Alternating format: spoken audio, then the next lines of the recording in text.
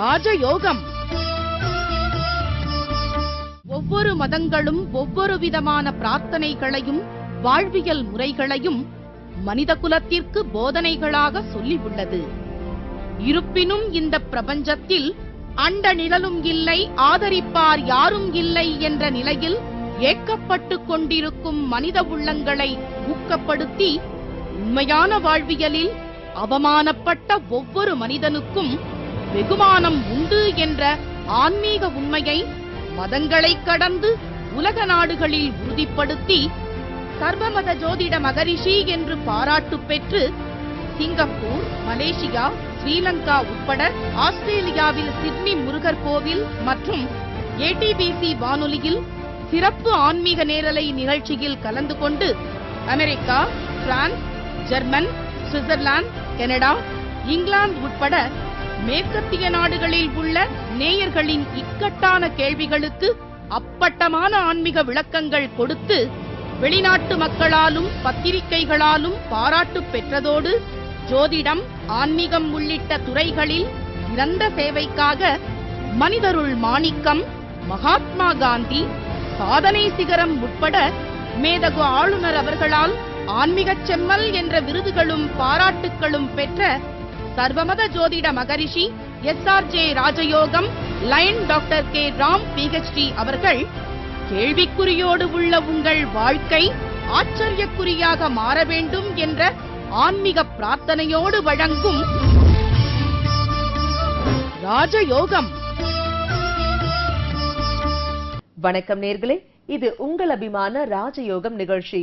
அன்பு நேர்களாகிய உங்களை சந்திப்பதில் மிக்க மகிழ்ச்சி. ஜோதிடம் குறித்த நிகழ்ச்சினாலே ஒரு குறிப்பிட்ட வயதை சார்ந்த மக்கள் மட்டும்தான் பாப்பாங்க. ஆனா அதனையும் தாண்டி நம்ம ராஜயோகம் நிகழ்ச்சியை மட்டும்தாங்க சிறுவர் முதல் பெரியவர் வரை அனைவரும் விரும்பி ரசித்து கவனித்து பாக்குறாங்க. இத உங்ககிட்ட இருந்து எங்களுக்கு வர ரெஸ்பான்ஸ் மூலமாவே நாங்க தெரிஞ்சுக்கிறோம். இதற்கு முழு முதற் காரணமாக இருக்கும் சர்வமத ஜோதிட மகரிஷி SRJ ராஜயோகம் லைன் டாக்டர் கே ராம் அவர்களை நேரில் சந்திப்போமா? வணக்கம் சார்.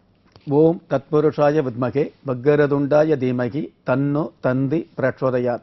ஓம் ஆதித்யாயஷ சோமாய மங்களாய புதாயஷ குரு சுக்கர சனியப் யக்ஷ ராகவ கேதவ நமக.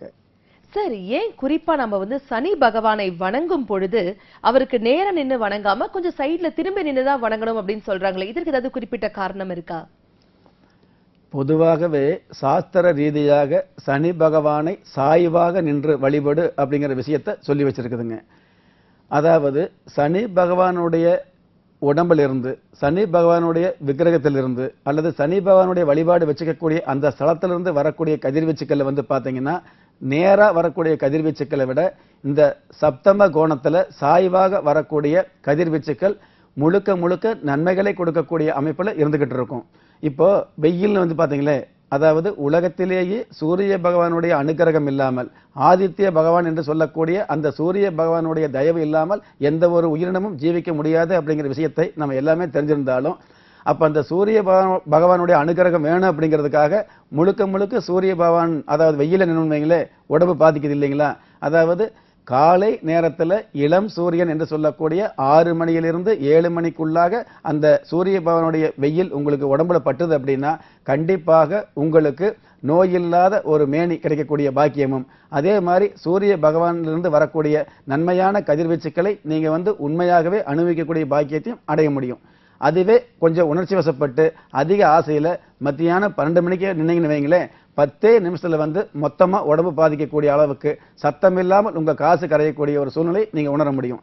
அந்த மாதிரி சனி பகவான் நல்லது பண்றார் அப்படிங்கிறதுக்காக, சனி பகவானுடைய அருள் கிடைக்கும் அப்படிங்கிறதுக்காக நேருக்கு நேரம் நீங்க அதிக ஆசையில வழிபாடு பண்ணீங்க அப்படின்னா இதே சனி பகவானுடைய கதிர்வீச்சுக்கள் அதிகபட்சமாக, அதாவது அளவுக்கு மேல இருந்துன்னு வைங்களே, அதாவது அளவுக்கு மீறி இருந்ததுன்னா விருந்து கூட மருந்தாயிரும் சொல்லுவாங்க இல்லையா? அந்த மாதிரி அளவுக்கு மீறிய அந்த ஆசையோடு சனி பகவானை நேருக்கு நேர் நின்று வழிபாடு பண்ணுவதை விட சாய்வாக நின்று வழிபாடு பண்ணீங்க அப்படின்னா உங்களுடைய உடம்புக்கு அல்லது உங்களுடைய ஜன்னத்துக்கு இந்த சனி பகவானுடைய அனுகிரகம் எந்த அளவுக்கு தேவைப்படுதோ அதை அளவாக கட்டுப்பாடோடு உங்களுக்கு கிடைக்க பெற்று அதன் மூலமா இந்த உலகத்துல வாழ்க்கை அப்படிங்கிறத விட வளம் அப்படிங்கிற விஷயத்துல நலம் அப்படிங்கிற விஷயத்தையும் அதிகமா அனுபவிக்கக்கூடிய பாக்கியத்தை நிச்சயமா கொடுத்துக்கிட்டு இருக்கோம். பொதுவாகவே சனி பகவான் இருக்கக்கூடிய ஸ்தலங்கள்ல அல்லது சாதாரணமாக இருக்கக்கூடிய சனி பகவானுடைய விக்கிரகத்துல வந்து பாத்தீங்கன்னா இந்த பூமியில எந்த இடத்துல சனி பகவானுடைய கதிர்வீச்சு இருந்தால் கூட அந்த கதிர்வீச்சுக்களை வாங்கி நமக்கு அருளக்கூடிய மிக பெரும் சக்தியாக இந்த சனி பகவானுடைய இந்த விக்கிரகங்கள் இருந்துட்டு இருக்குது அப்படிங்கிற விஷயத்தை நாம தெரிஞ்சுக்கலாம். பஞ்சபூதங்கள்ல இருந்து வரக்கூடிய நன்மையான விஷயங்களை வந்து உங்களுக்கு வாங்கி அருளக்கூடிய பெரும் பாக்கியம் சனி பகவானுக்கு இருந்துகிட்டு இருக்குதுங்க. அந்த சனி பகவான் இருந்து வரக்கூடிய மொத்தமான கதிர்வீச்சு அப்படிங்கிறத விட அளவான உங்களுக்கு தேவையான கதிர்வீச்சுக்களை அருளக்கூடிய பாக்கியம் இந்த சனி பகவானை சாய்வாக நின்று வழிபாடு வச்சுக்கும் பொழுது இருந்துகிட்டு இருக்கும். ஜாதக ரீதியாகவே இப்போ பொதுவா நம்ம நினைக்கிறோம் இல்லைங்களா, ஒருவர் வந்து பாத்தீங்கன்னா அதாவது நேருக்கு நேரா பார்க்கும்போது சில பேர் நல்லா இருந்துட்டு இருப்பாங்க. இன்னும் சில பேர் வந்து பாத்தீங்கன்னா சாய்வாக நின்று அதாவது ஒரு ஓரமா நின்று பார்க்கும்பொழுது அழகா தெரியுவாங்க. இந்த போட்டோ எடுக்கும்போது பாருங்களேன், இந்த போட்டோவுக்கு உண்டான கேமராவுக்கு படிக்கும் பொழுதே பாருங்க, சில பேர் வந்து முகத்தை பார்த்து போட்டோ எடுத்தோம்னா அது அவ்வளவு சரியா இருந்துட்டு இருக்காதுங்க. அதுவே ஒரு ஓரமா ஒரு சாய்வா நின்று எடுத்தீங்கன்னு வைங்களேன், அதே நபர் வந்து அழகா தெரியக்கூடிய அமைப்பு இருந்துகிட்டு இருக்கும்.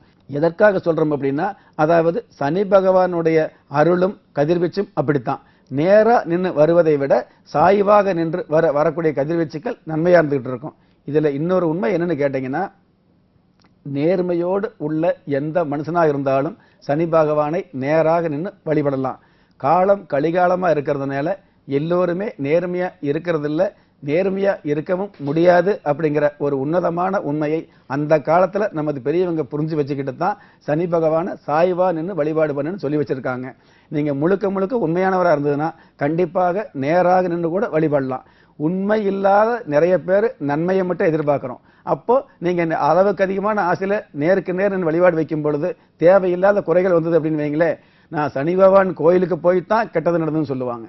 அந்த மாதிரி வரக்கூடாது அப்படிங்கிறதுக்காகத்தான், உண்மையான நன்மையை அனைவரும் அடையணும் அப்படிங்கிறதுக்காகத்தான் சனி பகவானை சாய்வாக நின்று வழிபாடு வச்சுக்கணும்னு சொல்லி நமது சான்றோர்களும் சாஸ்திரங்களும் சொல்லி வச்சிருக்கு. அளவிற்கு மிஞ்சினால் அமிர்தமும் நன்று அப்படின்னு சொல்லுவாங்க. அதன் தாற்பயத்துல அதன் அடிப்படையில தான் நம்முடைய முன்னோர்கள் வந்து சனி பகவானை நேராக நின்று வழிபடாமல் பக்கவாட்டில் நின்று வழிபடுவது சாலச் சிறந்தது அப்படின்னு நியமிச்சிருக்காங்கன்னு ரொம்ப தெளிவா விளக்கி சொன்னீங்க சார். மிக்க நன்றி. திறமை இருந்தும் வறுமையில் உள்ளவங்க, விதியை நம்பி விரக்தியில் உள்ளவங்க, முயற்சிகள் செய்தும் முன்னேற்றம் கிடைக்காதவங்க, கலத்தரம் அமையாம கவலைப்படுறவங்க, தாய்மை அடையாம தவிச்சு நிக்கிறவங்க, நவரத்தனம் போட்டும் பெயர் மாற்றம் செஞ்சும் நன்மை கிடைக்காதவங்க, மந்திரத்தை சொல்லியும் எந்திரத்தை நம்பியும் மாற்றமே கிடைக்காதவங்க, எண்கணிதத்தை நம்பி எழுத்து மாற்றம் செஞ்சும் ஏற்றம் கிடைக்காதவங்க, வாஸ்துவை நம்பியும் வாசலை மாத்தியும் வளம் கிடைக்காதவங்க, ஹோமங்கள் செஞ்சும் யாகங்கள் செஞ்சும் யோகங்கள் கிடைக்காதவங்க, திரும்பிய பக்கமெல்லாம் திண்டாட்டங்களையே சந்தித்த உங்களை யார் கைவிட்டாலும் ஆன்மீகம் கைவிடாது.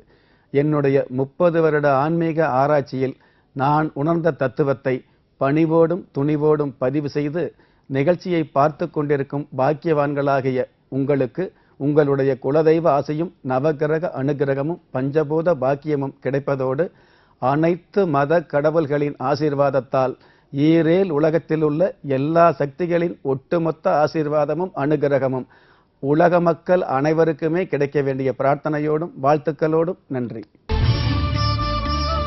ராஜயோகம்.